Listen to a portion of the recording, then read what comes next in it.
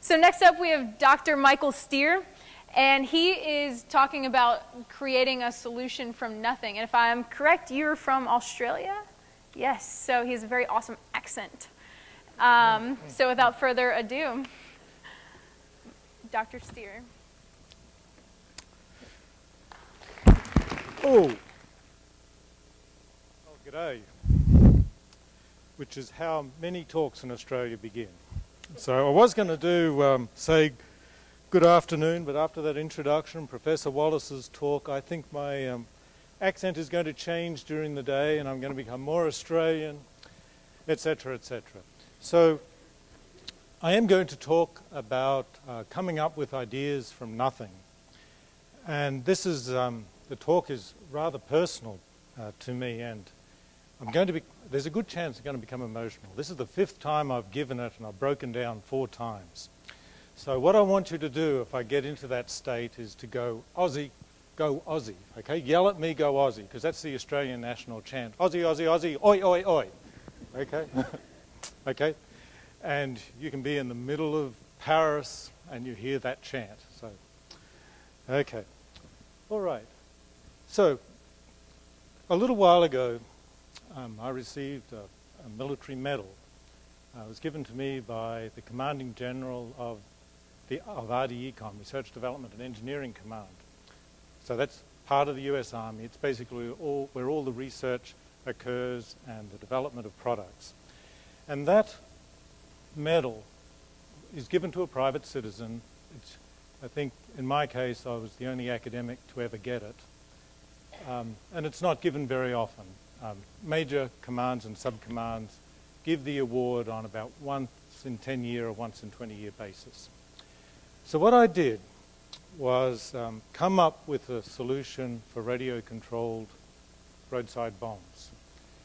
And for the last 10, 11, 12 years, everything I've done has been about counter-terrorism and counterinsurgency. And so I'm going to relate my story, what happened over those years, and then I'm hoping we can draw some lessons from it. When you leave today, you're going to take some of those lessons with you. So the main lesson you're going to learn, I think, is how do you come up with ideas from nothing?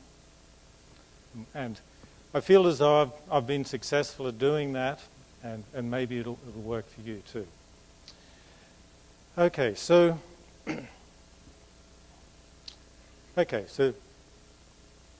in September 11, 2001, I think some of you are quite young, but some of you remember it very well. And so a terrible thing happened in the US. And it affected us very greatly. For many of us, I'd say for everyone in the US and a lot of people around the world, we felt absolutely terrible. It was a horrible time. We felt hopeless, helpless, and everyone wanted to be able to do something. Okay, they wanted to commit themselves to making a difference. So I was one of those people, and so I started a process that went for about 4 years, and I didn't take a day off, so I really mess up your statistics. So I worked 70 to 80 hours a week. So it was very intense, but I didn't really think about it at the time. I actually thought, I've got to do something. I have the talents. I too am a distinguished professor, but I wasn't there. But I had the talents. I should be able to do something, and so I kept going at it. Okay, but my first problem was that I didn't have a problem to solve, so I had to try and figure that part out. Now, I'm an engineer. Engineers are not scientists. Engineers love creating complexity from nothing. We do something really good in the way we teach engineers. We take them from sort of scientists to like tinkering a little bit, and we turn them into very creative people. They really only want to know a little bit of science and a little bit of math and a bit of something else. And what they really want to do is create things and build things together. Scientists kind of take the other approach. They would like to take complexity and break it down and unravel the fundamentals. Okay, so engineers work a little bit differently. So one of the things I was thinking of is that, okay, we have very complex systems. We are full of those very complex systems in our world. And the way we design those complex systems is that we slice them into layers, and then we chop up all the layers into little pieces. So we've got these nice little compartmentalized boxes, and we hand those little problems over to different design groups around the world to work on. Okay? And we are really good at designing those little groups. We can optimize them. They work absolutely perfectly. But you know what? Our systems don't work very well, because we don't know how to design a whole system any other way. We don't know how to optimize the operation of a system.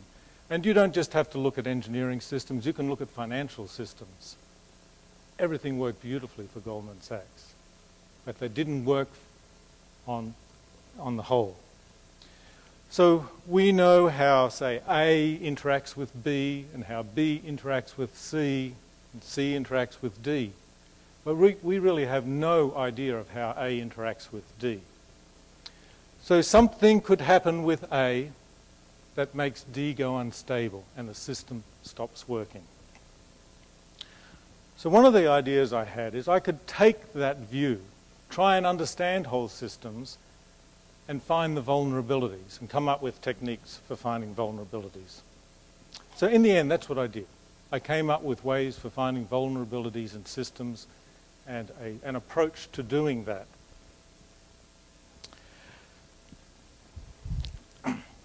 So, what do you do for 70 to 80 hours a week? Well, I was a professor, so I had to teach class, I had PhD exams, I had to write exams, I had to do everything, I had to go to lots of committees, everything a professor does.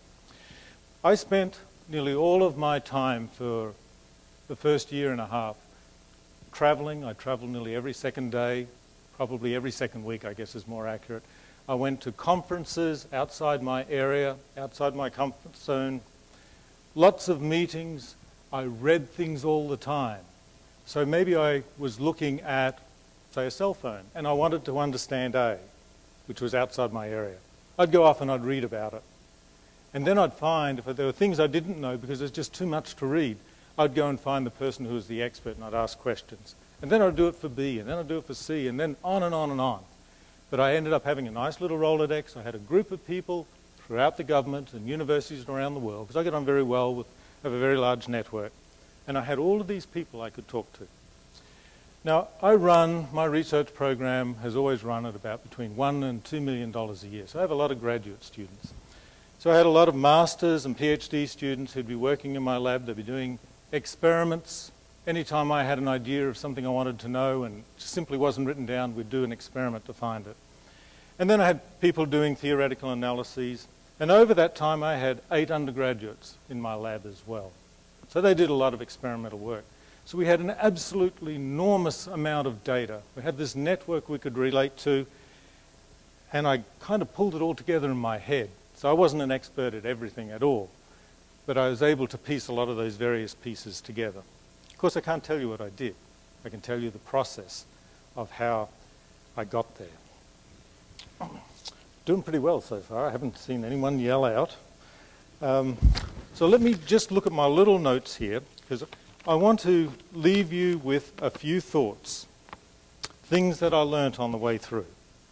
So number one, I don't think there are many new ideas, truly original ideas. Actually, I believe that there are no truly original ideas. But it's pretty safe to say most new ideas.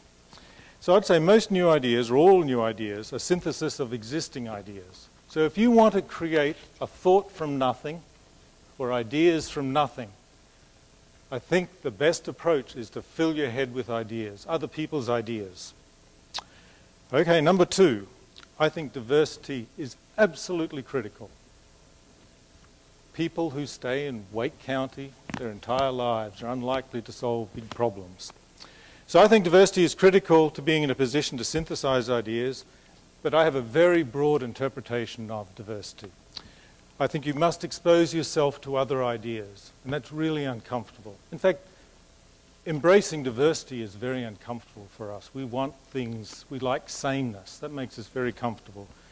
So embracing diversity is a very difficult thing to do. So, you know, I have, my sister-in-law lives in Belfast, and she's in a mixed marriage, and they were married during the Troubles, when things were really bad. And so they're both in a position now where they try to be diverse and relate to the other culture. You know, you basically can't tell these two groups apart. They look identical. Apparently there's a slight difference in accent, but I can't tell that. But they will tell me that embracing diversity is the hardest thing to do. They struggle with it all the time. And just as a lot of people in other parts of the world struggle with it. But I think people struggle with being confronted with ideas they're not comfortable with. So expose yourself to ideas outside your area. And I think travel is really important. It's very, very important. You must see how other people think. You must be exposed to other cultures. In my case, going to conferences outside your area. In fact, it's almost useless going to a conference within your area because you don't really have trouble picking up the material from a book. So travel is really important. And then the final one about diversity is listen. Every time you go to a talk, make sure you walk away knowing something that you didn't know before. And consciously make an effort to learn something new that you didn't know before. I'll also say, another bullet here is if you really want to make a difference, it takes an incredible amount of time and commitment and effort. Nothing ever comes easy. And if you're a technical person, I imagine some of you are really very technical since we're a technical university. You've probably heard people talk about the T model.